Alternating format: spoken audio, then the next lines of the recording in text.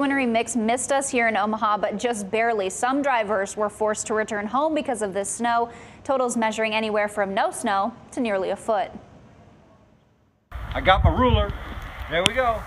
6 inches in Tobias, Nebraska. From the Panhandle, it was a little bit snowy, but the plows were out in Colorado, to central Nebraska. Well, it was pretty crazy Sunday morning for Easter.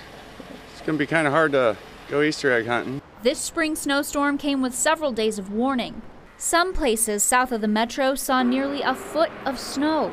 They tried to leave this morning to come from Alma to Lincoln, and I don't even know how far they got, but they ended up turning around and going home. But one of the pictures they showed just showed a ton of snow crammed under the tires. A snowpack that forced Easter travelers to slow down or spin out. There was a couple cars in the ditch down below in the median, and then we also saw like a whole RV tipped over, and that was kind of scary to see that. So Nebraska state troopers even called in for backup on I-80 this morning between Lincoln and Omaha.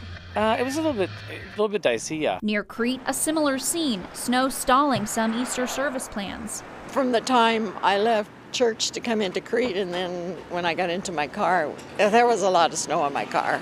A reminder that we're not yet free from winter's grip. We'll get through it. We just have to still celebrate Easter Sunday. Now, many of those communities did have plows out, but as the sun came out this afternoon, some of the snow did melt, and those crews say make sure you take it easy in the morning because some of this could refreeze. Back to you.